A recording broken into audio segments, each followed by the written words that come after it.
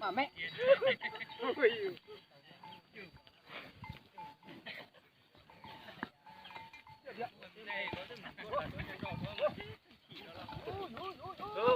Ở tụi nó thành na sao mới chẳng dạo. Giờ thì đào nó chín rồi mà vá nó đài nữa. Thì nó chín đâu thì nó bị tùng thế này là nó. Tụi nó giờ nó cá tụi nó liền.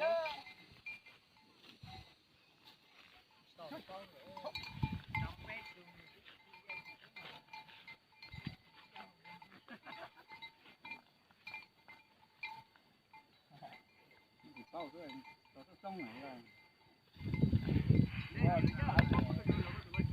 Tao chỉ nó ra cái cột cái cháu này rồi.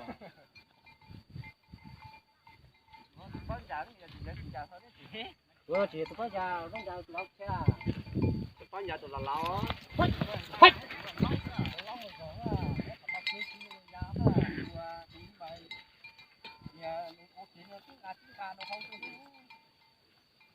Không có túi gì đó là không có túi gì nữa. Lâu rồi tao chỉ thấy có một chiếc nó đắt nữa. Tụi mày cào tới tao đó rồi rồi. Rồi bây giờ tụi nó tao hết rát chối tụi chỉ mày cà đó. Lên cái này.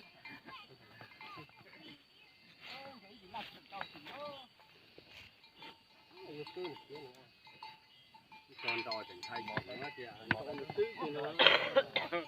Không ngại ăn đầu giờ đầu cu thôi.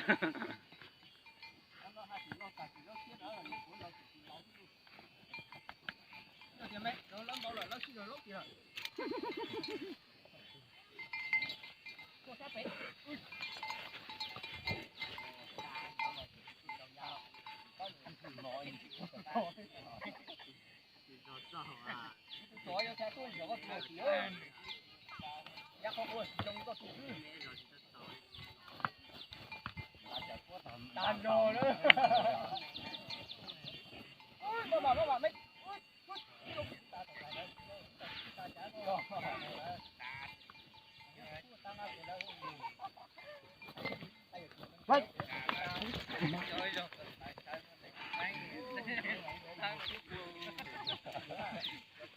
Ngồi rau thế.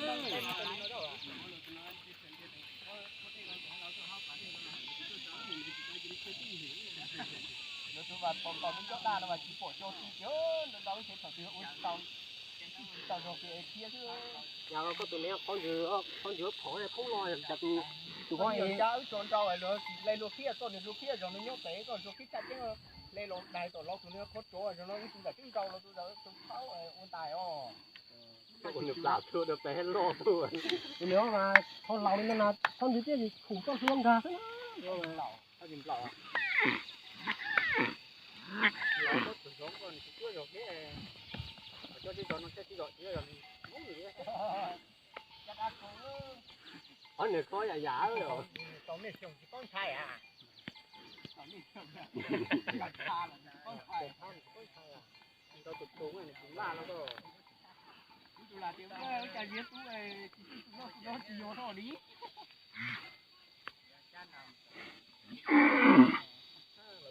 tao tưởng nó có từ này tính từ này bây giờ từ đó có từ đó là cha đã đi dùng tính từ đó trước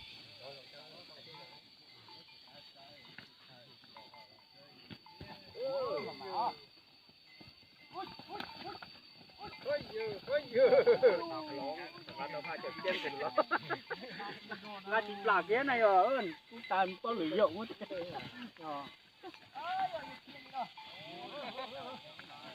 Tao nhìn nó cao là chỉ chít.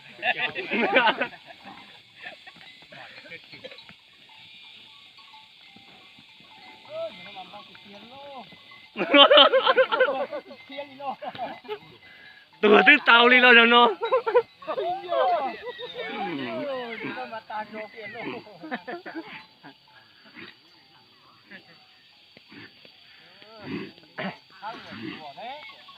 người chân đâu là cha tôi là cha